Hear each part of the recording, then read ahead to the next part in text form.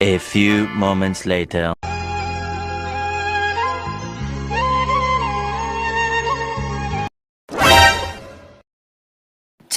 Charging అయిపోయింది. ఒకవేళ కానీ ఈ యాప్స్ మనతో మాట్లాడితే ఎలా ఉంటది ఒకసారి ఆలోచిద్దాం.